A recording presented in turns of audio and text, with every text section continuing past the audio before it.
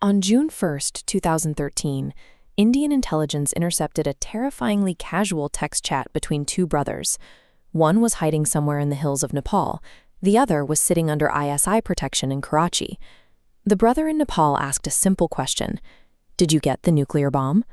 The reply was that everything could be found in the underworld if they looked hard enough. The target for this proposed nuclear strike? The densely populated Indian coastal city of Surat. The man requesting that weapon was Yasin Bhatkal. Between 2005 and 2012, Yasin operated as the mastermind and lead bomb maker for the Indian Mujahideen. He engineered 17 major bomb blasts across 12 different states, leaving over 220 innocent civilians dead in his wake. This infographic breaks down the grim reality facing law enforcement at the time.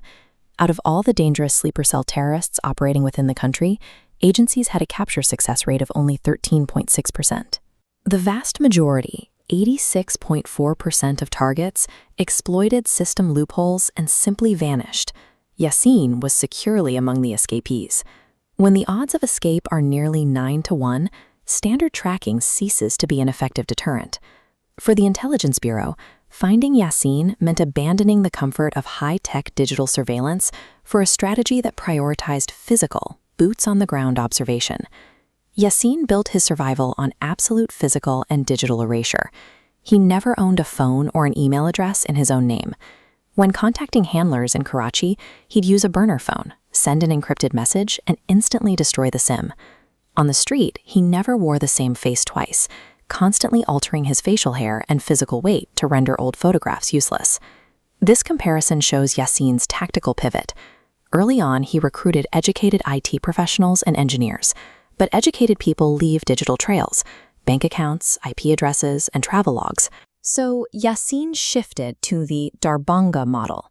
He began recruiting heavily from populations of extremely poor, uneducated youth in rural Bihar and Maharashtra.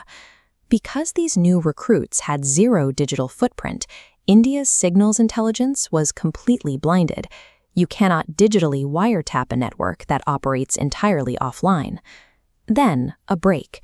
An informant operating in the tourist hub of Pokhara, Nepal, reported a sighting. A man posing as a practitioner of traditional medicine, calling himself Dr. Yusuf, had appeared in town.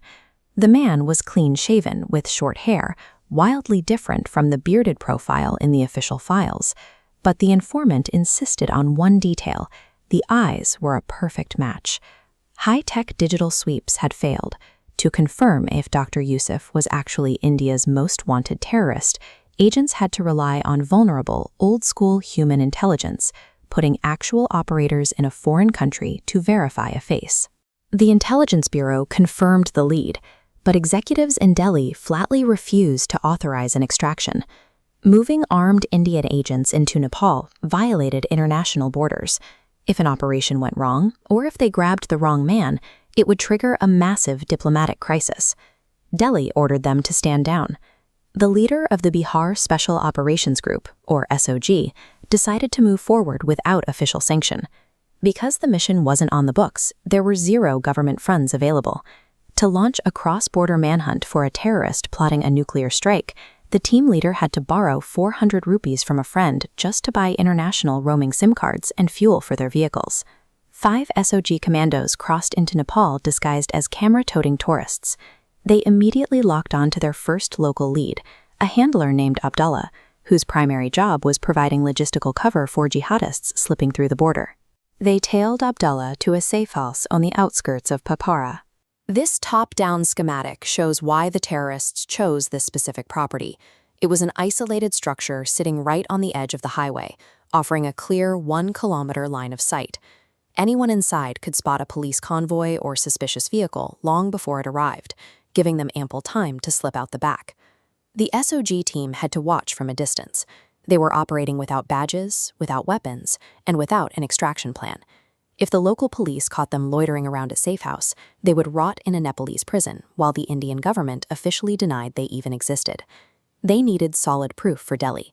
The team instructed their local informant to approach the safe house, claiming he suffered from a secret illness that only the resident Unani doctor could cure.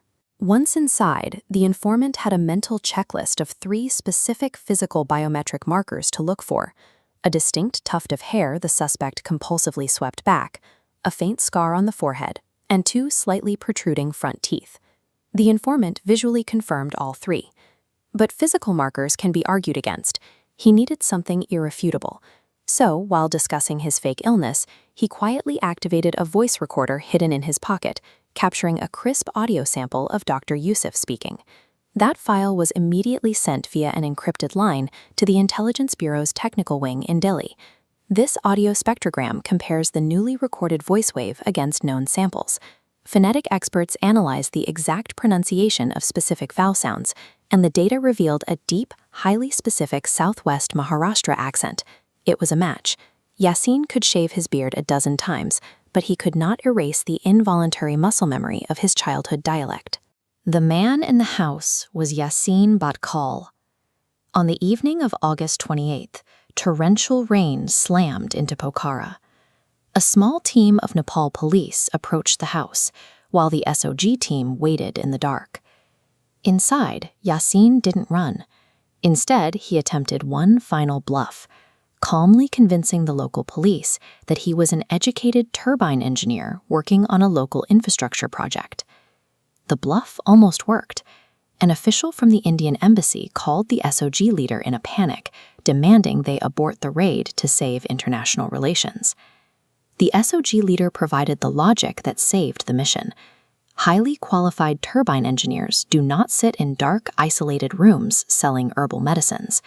He pushed the local police to move forward. Under sustained questioning, the confidence finally broke. He admitted he was Yasin Bhatkal. But the raid uncovered a second threat in that dark room. His companion was Azadillah Akhtar, known as Hadi, an al-Qaeda operative and suicide bomber on the hook for major strikes in Pune and Mumbai. In a single night, the team had neutralized both the mastermind and his most trusted field operator. The extraction over the Bihar border crippled the operational capacity of the Indian Mujahideen. The era of coordinated serial blasts tearing through Indian cities came to a sudden halt. Today, Yasin Bhatkal sits inside cell number 2 of Tihar Central Jail. As news of the arrest broke, senior politicians and bureaucrats in Delhi, the same ones who initially refused to authorize the mission, took the credit. Meanwhile, the 5 SOG commandos who funded the mission with borrowed cash received a standard commendation letter and a combined reward of 1 lakh rupees. Not a single operator was put forward for a bravery medal. National security in this case didn't rely on institutional funding or high-tech signals, but on the personal initiative of operators willing to cross borders on their own dime. In the end, the ghost was caught by the only men who refused to let him disappear.